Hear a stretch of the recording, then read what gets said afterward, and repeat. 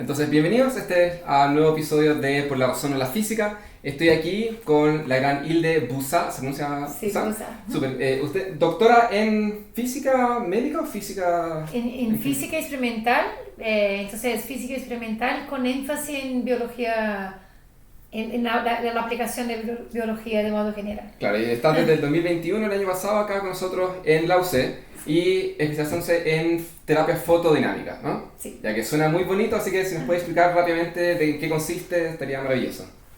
Claro, yo trabajo, de verdad, mi línea de investigación es en biofotónica, que es el uso de la luz visible, entonces esa luz que podemos mirar en la salud. Y ahí dentro de esa área, que es una gran área, podemos trabajar con la terapia fotodinámica, que es la aplicación de la luz, pero junto con una molécula que va a interactuar con la luz.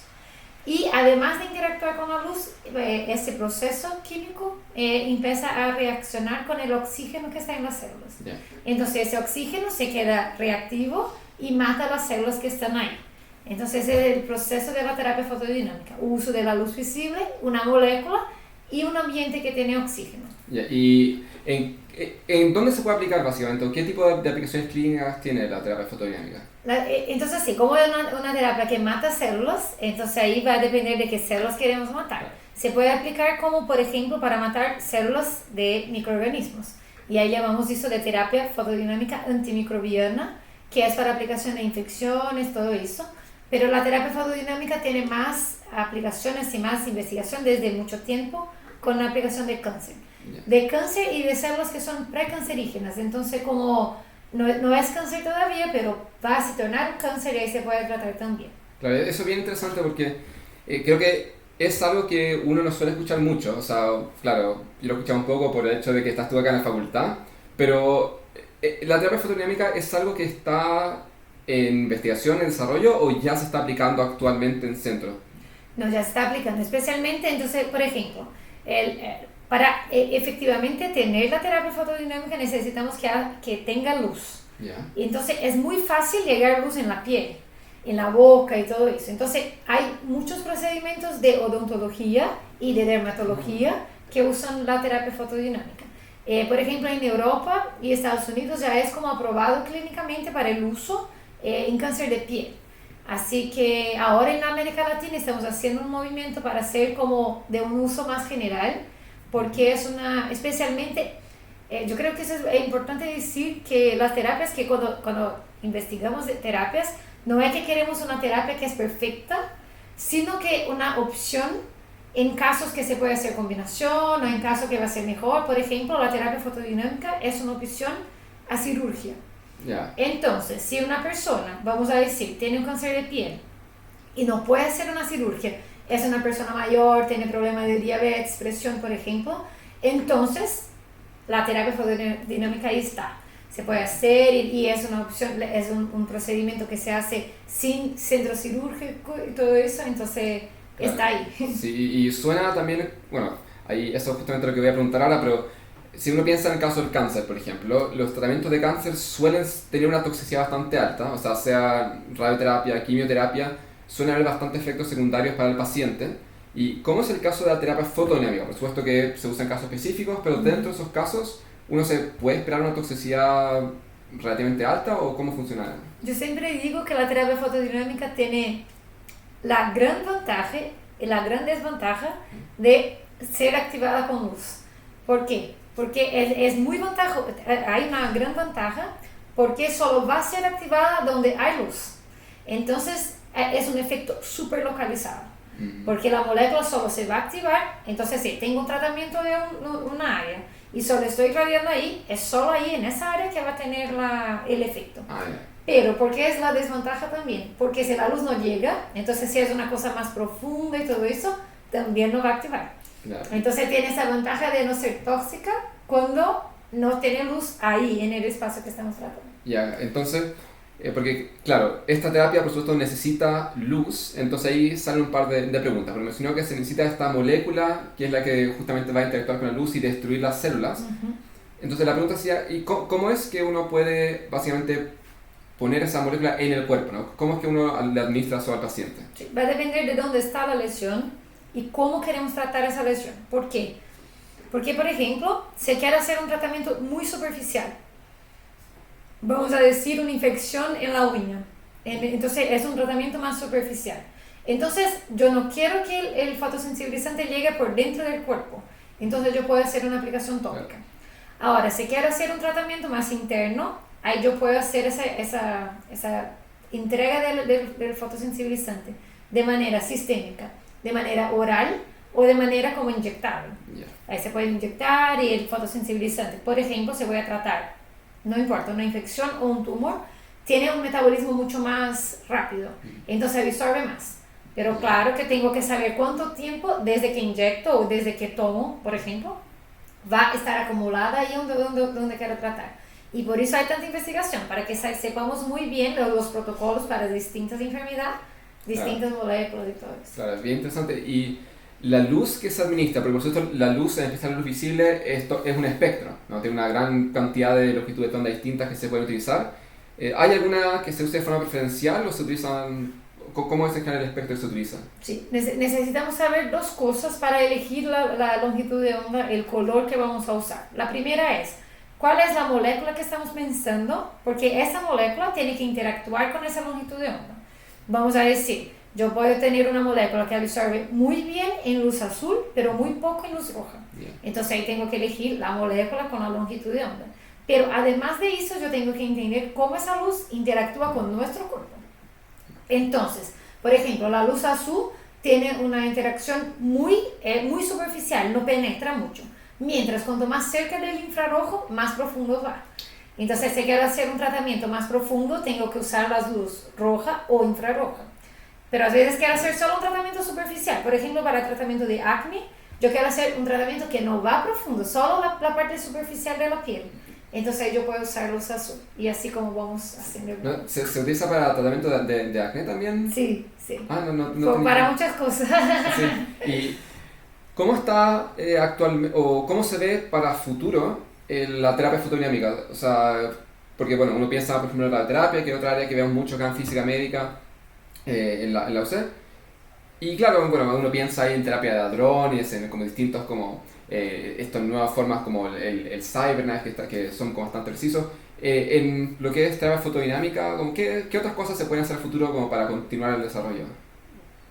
De modo general, yo creo que la terapia fotodinámica tiene dos grandes futuros así. La primera es, ahora con la nanotecnología, se puede hacer muchas cosas con el fotosensibilizante. Entonces se puede agregar cosas. Se puede hacer tratamientos conjuntos, por ejemplo, entregar un fotosensibilizante junto con un quimioterápico. Se puede entregar un fotosensibilizante con un receptor que va se acumular mucho más rápido y efectivamente de forma ahí en el tumor. Entonces creo que ese es un camino, usar la nanotecnología para dar una cosa más personal a cada fotosensibilizante, de cada tratamiento. Pero yo creo así que la terapia fotodinámica va a ser muy útil para nosotros como humanidad, porque especialmente por cuenta de los microorganismos que son resistentes a los antibióticos. Claro, como estas superbacterias que están... Eso.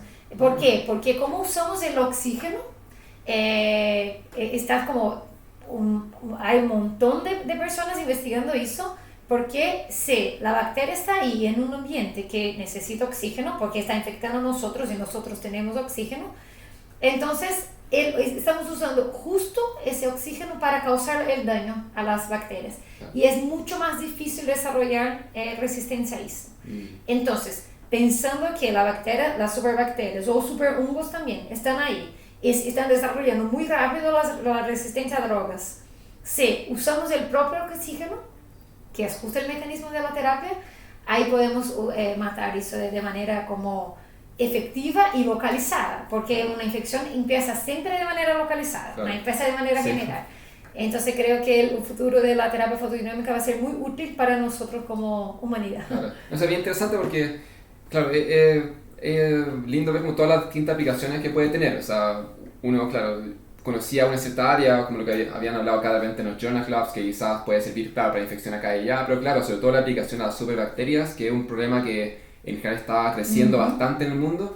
Entonces es tranquilizador saber que cualquier cosa vengo para acá y... Sí. Pero sabe que, por ejemplo, estamos haciendo ahora una línea de investigación con heridas infectadas, porque se cree que hasta el 2050, por ejemplo, vamos a tener infecciones que son simples. Ahora para nosotros es simple y que vamos a tener ahí bacterias que no importa cuánto de antibiótico vamos a dar porque van a ser resistentes. Entonces, una herida es un ejemplo claro de que es una cosa localizada, se puede poner ahí el fotosensibilizante. Es un buen ejemplo, sí. Sí, entonces es como, claro, va a tener unas infecciones que son más grandes, pero... Sí, después me pasa el que la puerta. Un poco así. Bien. Gracias. No hay problema. ¿Dónde has quedado? Quedamos en tratamiento de heridas. Ya, súper. Entonces ahí a veces podemos tener opciones. Yo creo que nosotros como investigadores tenemos que pensar en cosas que son distintas de las que son tradicionales. Claro.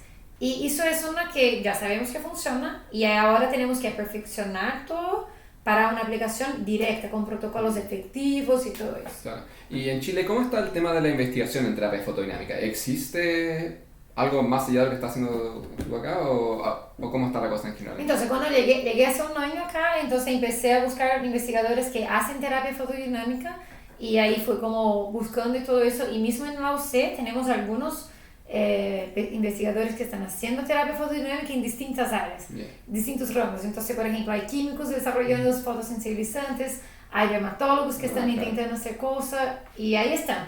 Y en otras universidades y otras ciudades también. Entonces existe bastante. Sí, es una comunidad que yo creo que va a crecer cada vez más, pero hay algunas personas que están haciendo ahí cosas en sus ramos de investigación. Súper interesante. No sé si hay algo más que nos faltaría de ese tema antes de continuar. Algo que le gustaría mencionar de... No, yo creo que ahí estamos, con un buen futuro para esa carrera. Qué bueno, aún queda trabajo para un buen rato, no hay que preocuparse. Ya, entonces, a lo siguiente que quería ir, porque es interesante el concepto de la terapia fotodinámica, porque la luz visible suele ser algo que uno no asocia a como que tenga alguna interacción interesante con el cuerpo, ¿no? Porque uno piensa, claro, radiación como la ultravioleta, ¿no? la que se usa en radioterapia, esa uno piensa y claro, esa rompe tejido y cosas así. Entonces, bueno, claro, obviamente la fotodinámica depende de esta molécula, pero sí me hace mucho pensar en lo que uno suele escuchar de gente que quizás se preocupa de otros tipos de radiaciones que no son ionizantes, y sería interesante hablar un poco más de eso, ¿no? Entonces creo que sería bueno comenzar quizás recordando un poco la diferencia, ¿no?, entre una radiación ionizante y no ionizante, antes de entrar un poquito a otros temas. Claro, entonces sí, la radiación ionizante necesita tener una energía, una cantidad de energía que hace algo a las moléculas de nuestro cuerpo. Entonces, ¿cuáles son esas radiaciones? Son rayo X, esas que usamos ahí, que sabemos que ella por sí va a causar un daño al tejido. Cuando pensamos en luz visible, por ejemplo, hasta el ultravioleta, vamos a tener alguna interacción ahí también que es capaz de dañar algo y todo eso. Pero hay muchas personas en el mundo ahí investigando todo eso para saber qué pasa la interacción, porque tenemos que saber cómo pasa la interacción de una radiación, cualquier que sea ella, con nosotros. Claro. Y usar eso de la mejor manera posible. De la misma manera que el UV no podemos poner directo en la piel, porque claro, va a causar un daño, pero podemos usar eso para hacer esterilización, como estamos haciendo con la pandemia y todo eso. Entonces, no quiere decir que una cosa cuando tiene una interacción es mala. Al revés, la radioterapia sabemos que es mala. Si pensamos como solo la radiación ionizante por sí, pero si usamos enfocada y todo eso, podemos hacer un tratamiento. Claro, porque tiene esta capacidad destructiva, pero si es que uno destruye aquello que se está haciendo mal, entonces puede ser bueno, ¿no? Que es justamente la idea de la radioterapia. Y claro, es el caso de la radiación ionizante, ¿no? Aquellos que tienen suficiente energía para poder, claro, sacar electrones de moléculas, cambiar su funcionamiento, y bueno, si es que esa molécula está en tu cuerpo, entonces no es muy bueno. Y obviamente necesita un mínimo de energía, ¿no? Si no tienes suficiente energía para sacar electrones de la molécula, simplemente no vas a sacar el electrón de la molécula. O que puede ser es que puede ser que no tenga energía suficiente para sacar un electrón, pero ¿qué puede ser? Entonces, tú ahí que estás en casa pensando en una molécula que está parada, va a recibir un poquito de radiación, el máximo que esa molécula va a hacer es como vibrar. No es suficiente para que saque un electrón. Entonces, y si no va a sacar un electrón, es porque no va a causar daño ahí. pero se puede agitar. ¿Y ahí qué pasa con eso? El máximo va a calentar un poquito, porque las moléculas van a estar más así, en agitación. Pero todas esas radiaciones que usamos normalmente son testadas. Todos se preguntan cuál es la interacción de esa radiación con nosotros. Y eso es súper testado, y si está ahí es porque ya sabemos, tenemos certeza y seguridad que no va a causar nada de daño. Claro, pero como para entender, porque cuando hay radiación ionizante, llega, interactúa con el tejido, saben lo que va pasando, ¿no? Entra por el tejido, va liberando electrones por aquí, electrones por allá, y chocando y todo eso. Pero en el caso de radiación no ionizante, ¿no? Sea luz visible o quizás más para el infrarrojo, choca con tejido, ¿qué es lo que pasa con las partículas que chocan? ¿Qué le pasa con ellas? Las partículas se pueden como vibrar, empezar a tener, entonces por ejemplo, el infrarrojo, cuando a veces pensamos como, estoy en el sol y me calento. ¿Por qué está calentando? Porque hay una frecuencia ahí de luz que nuestras moléculas vibran más, que es el infrarrojo. Entonces podemos como tener una sensación de calor por cuenta de eso. Pero se pasan muchas cosas ahí dentro. Una de las cosas es que la luz solo pasa, o pasa y vuelve, o se dispersa por el cuerpo, pero no es capaz de hacer nada con esas moléculas. Claro. Una cosa que pasa, por ejemplo, con luz visible especialmente, es que si damos muy poquita energía para la molécula va a vibrar un poquito más, pero esa energía que es un poquito más va a ayudar a ella a tener un proceso de, por ejemplo, cicatrización o proceso de dolor. Eso con luz visible porque sabemos que esa longitud de onda, que es muy específica, que puede interactuar con el cuerpo, se puede hacer como ser benéfica. No va a causar daño, pero es como si estamos corriendo, vamos a decir, y ahí estamos muy cansados y tomamos una agua. Como recuperamos un poquito. Es solo un poquito de energía, pero que logremos hacer un poquito más. Es como eso que pasa con luz. Pero si salimos del rango del visible, ahí va a causar nada, porque ahí es como si vamos a pensar que una cuerda que está pasando como muy grande en un objeto muy pequeño, no ve el tejido. Entonces, a depender de dónde estamos mirando, es que va a pasar distintas formas de interacción. Y ahí, como para hacer énfasis, a pesar de que en principio ya está respondido, para hacernos que quede bien claro, hay temor de varias personas, ¿no? Porque la radiación en general, ¿no? Hablando como de todo lo que es radiación, no toda energía que se transmite a distancia, el hecho de que no se pueda ver trae como una mística hacia eso, ¿no? Porque uno, claro, el calor tú lo sientes, si te estás quemando tú lo puedes sentir, sé que hay algún proyectil que se arroja tú lo puedes ver, pero con la radiación como que me cuesta detectarlo, ¿no? Y sobre todo, por ejemplo, sé que uno tiene una señal de celular, el wifi en la casa o algo así.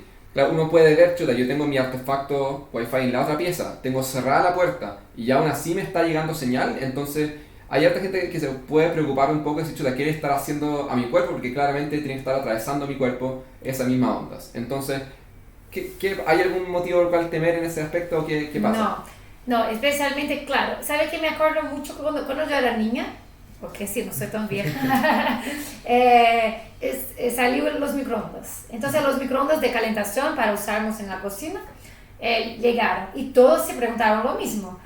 Microondas, porque no veo, va a pasar algo, se calienta la cosa que está ahí dentro, va a me calentar también. Y me acuerdo que tenía muchas cosas en la televisión de personas con detectores y todo eso.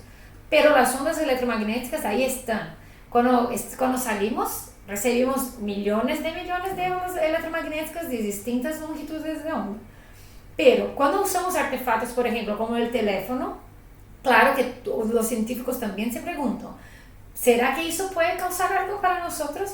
Y hay miles de investigaciones de que no, ya es probado que esas radiaciones que usamos harto, como el Wi-Fi o los teléfonos y todo eso, el 5G, sí, que es famoso. Sí. Esas frecuencias de radiación no causan nada a nuestro cuerpo. Es como si nuestro cuerpo no se interactuase con esa longitud de onda y por eso no pasa nada. Claro, sí, y eso es bien interesante porque en general en física, la ciencia, ¿no?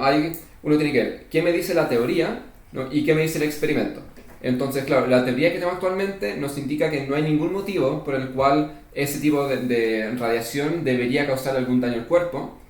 Y luego los datos que tenemos como de la población, como epidemiológicos, ya que todos tienen un celular básicamente, si es que hubiese algún daño, uno igual se esperaría que se manifieste, ¿no? Si todos tienen, entonces se esperaría que haya algún tipo de aumento en los años recientes de cáncer de algún tipo, o de algún daño en el tejido circundante, no, pero el hecho de que ni la teoría nos diga que nos esperamos que ocurra algo, ni tampoco los datos que uno puede ver en los clínicos de la gente nos muestre que está pasando algo, creo que nos podemos quedar relativamente tranquilos. Sí. No, y el bueno es que como cuando pensamos en laboratorio podemos hacer todo de manera súper controlada, incluso como aumentar en 100 veces la exposición de esa radiación. Entonces, ¿qué está pasando ahí con, por ejemplo, poner un cultivo celular y aumentar en hartas veces la cantidad, pero de la misma radiación? Claro. Y que vemos que no pasa nada. Entonces, podemos controlar eso. No es que hablamos que no, pero ellos no saben, sí. La comunidad científica se preocupa en hacer de manera controlada y mucho más lo que recibimos nosotros para garantizar que está todo bien. Claro, sí. Lo que creo que causa mucho temor ahí simplemente el hecho de no poder ver, y también creo que el 5G también le dio un poco más de energía a este como movimiento de temor un poco, y que tiene que ver por el hecho de que igual es curioso, ¿no? Que tiene el 5G creo que es mayor frecuencia que lo que se suele usar, y que eso como que preocupa, pero claro, sigue estando muy por debajo de ni siquiera la luz visible. No es que uno sale al sol, o quizás incluso una pieza, porque el sol te puede llegar a ultravioleta. Pero claro, una luz visible en general no te pasa nada, y esa tiene mucha más energía de lo que tiene cualquier señal del celular o algo así. Sí, es por eso, porque como miramos solo la luz visible, entonces podemos ahí prender la luz y mirar que ya sabemos que la luz visible no pasa nada, claro, porque pasamos todo el tiempo bajo a una luz. Pero esas radiaciones que no miramos, también sabemos cómo va a interactuar. Pero yo creo que el 5G me da así una sensación que es lo mismo que pasó con el microondas, que es nuevo y va a estar dentro de nuestra casa y todo eso, pero claro, ahora tenemos mucho más herramientas para saber que esta frecuencia, ya sabemos, no causa nada, entonces tranquilo con eso. Sí, yo creo que tiene que ver con el hecho de que algo es nuevo, y no solamente es nuevo, sino que es nuevo, como digo, en esta área que está muy mistificada, y creo que, bueno, hay un elemento, me gusta siempre mezclar un poco con la cultura popular de lo que existe, que la radiación es como un elemento en general que es un comodín, ¿no? Está con los superhéroes,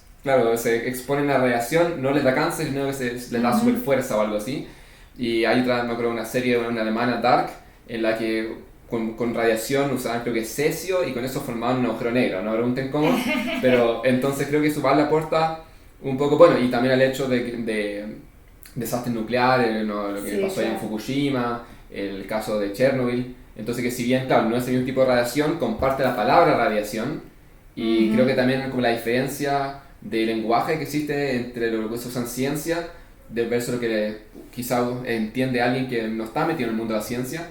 Claro, uno dice radiación aquí, radiación allá, pero nosotros al decir radiación a veces estamos pensando en otra cosa de lo que la gente piensa al momento de escuchar radiación. Sí, pero yo creo que eso es también importante para que sepamos que esa cosa que está en el consciente popular también es buena de alguna manera que está ahí, pero que tenemos que controlar eso en el sentido de que si sabemos usar, podemos usar para cosas maravillosas, mismo con el poder destructivo, por ejemplo, de la radiación ionizante. Entonces, podemos hacer tratamientos, diagnósticos más precisos, todo eso.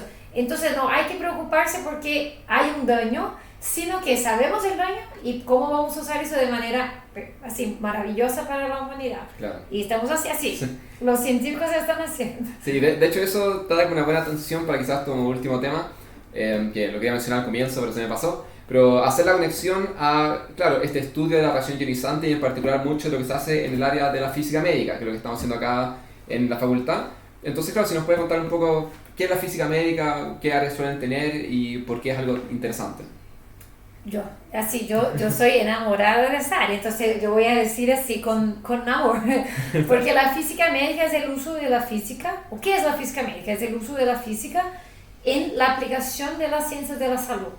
Pero si vamos a pensar bien, casi todo es física. Entonces, por ejemplo, cuando vamos a mirar si necesitamos lentes o no, tenemos que entender si, mira, cómo usamos lentes y no sé qué. Eso también es física médica, porque es usar la física, el entendimiento de cómo la luz pasa y por las lentes y todo eso para aplicar. Entonces, la física médica está presente desde mucho tiempo en nuestra vida. Pero cuanto más sabemos de las herramientas físicas, más podemos mejorar los diagnósticos y tratamientos. Entonces, para mí, ¿qué es la física médica? Es usar la física para mejorar la calidad de vida de la población por la ciencia de la salud, con diagnósticos y tratamientos más efectivos. ¿Cuáles son los diagnósticos? ¿Cuáles son los tratamientos? Todos los tratamientos que involucran el uso de la física, porque hay algunos que usan química, y hay algunos que usan química y física, como es el caso de la terapia fotodinámica. Entonces, sí, tenemos que trabajar siempre muy atento con otras áreas, porque a veces también podemos agregar la física a otra área del conocimiento y mejorar. Y, por ejemplo, diagnósticos. Entonces, ahí podemos hacer diagnósticos más precisos con microscopios, usando luz que va a llegar como fibra óptica que va a llegar en su estómago y mirar la camerita que va a estar dentro de un nasofibroscopio, por ejemplo. Yo tengo que saber la física de la luz que está ahí pasando para entender bien y todo. Entonces, la física médica está ahí. Usar las herramientas físicas que tenemos para aplicar a la salud de la población y ojalá mejorar cada vez más un poquito. Sí, no, es muy interesante y como digo, para enfocarlo acá en la observo, los principales áreas de investigación, ahí me puedes preguntar si me faltan, ¿no? Porque fotodinámica, por supuesto, ¿dónde estás tú? Sí, mi área. Y de ahí tenemos imágenes médicas, ¿no? Que por supuesto el estudio de cualquier forma de sacar imágenes médicas, sí, principalmente, claro, resonancia magnética, el CT, los rayos X, que por supuesto son también un avance milagroso. O sea, me habría gustado, no sé, el momento en que se sacó la primera imagen de rayos X, o sea, no sé, debe haber sido algo muy chocante. Sí, entonces, bueno, está eso y por supuesto todo el estudio de utilizar radiación principalmente en tratamiento de cáncer, creo que hay acá, sí, pero no sé si también hay en otra área. Pero es muy interesante, o sea, claro, es muy abierto. Sí. Y también es muy, muy, muy entretenido. Sí, y una área también que está como ahora agregando, por eso que digo, sí, que siempre tenemos que estar atentos a las otras áreas, porque ahora con la inteligencia artificial, que es una área de la computación, pero si agregamos con física para aplicación en medicina, y ahí tenemos ahí una nueva área que está surgiendo, que es el uso de la inteligencia artificial para mejorar nuestros diagnósticos, mejorar nuestras líneas de tratamiento de modo general. Entonces, me gusta la física médica porque está siempre abierta y hablando con muchas áreas para pensando en la salud de la población. Claro, y nos veas como, porque ya que hiciste el teaser ahí, como un ejemplo cortito, ¿cómo es que la inteligencia artificial puede mejorar alguno de estos procedimientos? Porque si tenemos datos distintos de distintas cosas y hartos datos, porque la población está como enferma o no enferma todo el tiempo, entonces podemos tomar esos datos y analizar para mirar algún padrón y saber si, entonces todas las veces que veo una imagen así, de esta manera, yo sé que es una alteración de cáncer X. Y ahí yo puedo como ir relacionando esos datos todos que tenemos de la salud para mejorar diagnósticos y tratamientos. Entonces eso que la inteligencia artificial hace, como analiza los datos de manera que encuentre un padrón para dar un diagnóstico más preciso, para dar una región más precisa de alguna enfermedad. Claro, eso es bien interesante. Me recuerda a un caso que estuvimos conversando hace poco en uno de los ramos, en los que, claro, una de las aplicaciones de la inteligencia artificial también es, creo que en este caso era en los CT, en los que, claro, como uno tiene que entregar radiación en el CT para sacar la imagen, lo que hacen es que utilizar la inteligencia artificial para básicamente encontrar patrones de cómo es que se ve la imagen cuando no tienes toda la información, y así puedes sacar la misma imagen pero entregando menos radiación, haciéndolo por tanto más seguro para... Entonces es bien interesante la cantidad de cosas que hay. Sí, muchas cosas. Sí. Así que no sé si hay alguna otra cosa que quieras agregar. No, solo quería agradecer la invitación, me gusta mucho, sí, es un tema que me encanta y felicitaciones por el programa así de hablar y todo eso. Yo creo que la población le gusta saber las cosas que la física puede hacer ahí en la vida. Sí, yo también creo que es muy entretenido porque también, claro, o sea, yo siendo físico, estando incluso en física médica, también hay muchas cosas de un área a otra. O sea, uno pasar de radioterapia, donde estoy yo, a de terapia fotodinámica, hay un montón de cosas que uno no sabe. Entonces, muchas gracias también por compartirlo. Muchas gracias.